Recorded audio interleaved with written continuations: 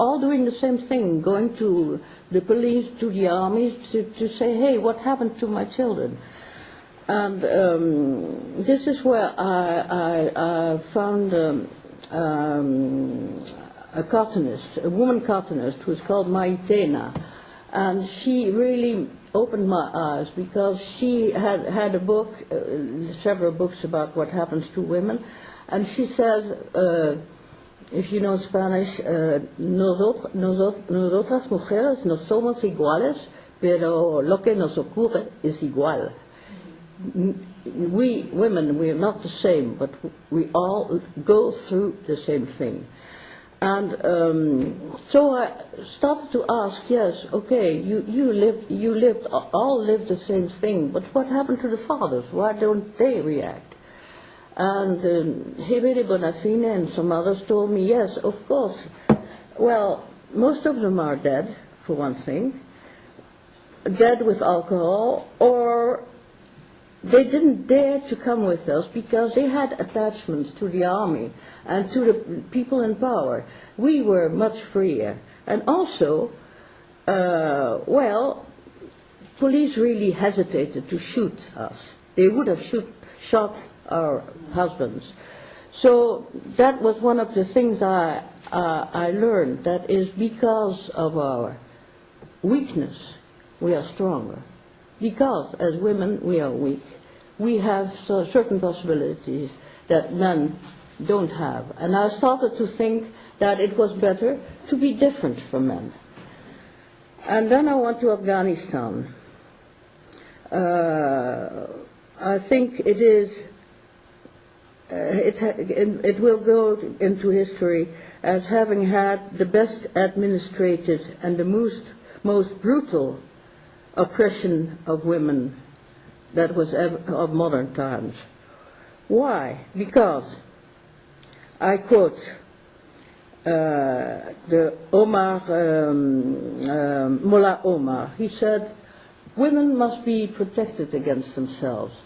Women cannot go unaccompanied into the street because they will not resist temptations, and the men will take their pleasure. Now, this is absolutely horrible, but because that means that because of the other kind of weakness of men, women are punished. Because men cannot behave, women are punished.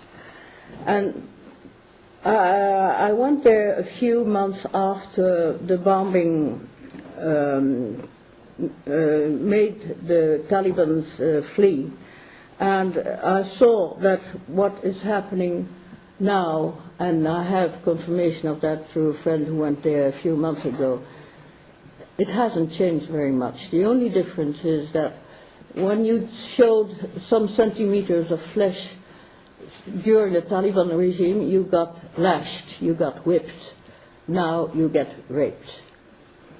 So women are still in the same position, and it is still really because the way this is not because we are what we are, but it is because we can only live in many countries of the world in the eyes of men.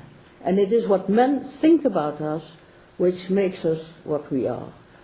And what women have done during the Taliban regime, and they're still doing, is absolutely incredible. They have completely kept the society alive through helping handicapped children, through helping the older people, through lessons given which they were not allowed to, and etc. This goes on now, but nobody ever speaks about it. I know a woman politician in France, Yvette Roudy. She has been Minister of Women's Affairs for some time in the leftist regime of Mitterrand, and she always says that the women are in the dead angle of the car. Nobody ever sees them.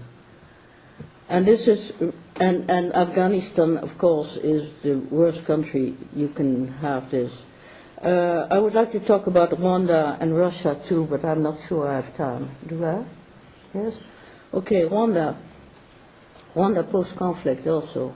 1994, the most horrible genocide ever perpetrated in modern times, I think. I went there a few years after, 94, and this country was amazing. You can see women everywhere, because why? Because men were in prison, 120,000 men were in prison at that time, they're coming out now, and a lot of them were dead. So these women were completely desperate after 94, but they went to the Peking conference in 95, and this was an enormous boost for them. So they got Kagame, who is not a very easy man. I even think he is more or less of a dictator. He got him to recognize women's movements. They have set up a multitude of women's movements, of widows, of business movements, of agriculturist movement, of everything. And they were really running the country. And I think what is important about them is that they were also recognized on the political level. There were women's gatherings in all the municipalities, and Kagame has set up a women's ministry, etc. And they discovered new roles. Women in Rwanda were not supposed to cultivate the fields, and they did that for the first time. And they discovered that they were able to do it, and that they were able to do business, etc. And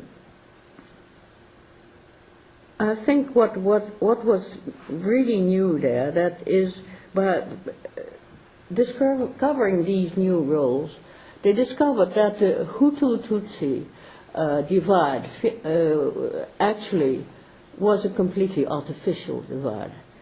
And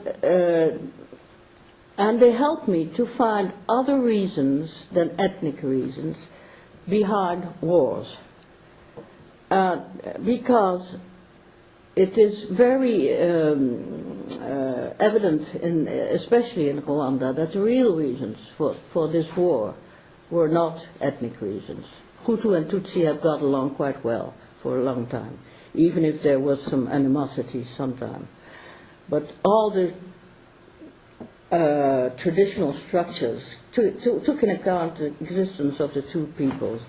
And I think that what really was the reason behind this war was, as usual, economy and patriarchy and nationalism also, because it was also a fight of Belgium against France and a lot of things. This makes me think, this made me discover Cynthia Cockburn, who criticized the official polémologue. I don't know if there's an English word for that, specialist of war. We have a very prominent one in France, Gaston Boutoul, who always says that the normal reasons for a war are nationalism and the economy. Cynthia Cockburn adds to those two reasons patriarchy, which is, of course, is not really recognized by the others. I also went to Russia, and I'm not sure I should include Russia in the southern part of the world, but anyway, it definitely was a post-conflict and even conflict zone because of those two wars against Chechnya in 94 to 96, and the other one 99, which is ending just now. You probably all know about those mothers, soldiers' mothers, who went to Chechnya in 94, 95, 96 in order to get their sons back from what they were fighting about. Now, this was nothing new, because the Red Army, it has wonderful choirs, but it is in a horrible place. It is probably the Russians say that themselves, I can say it, the worst army in the world, because what happened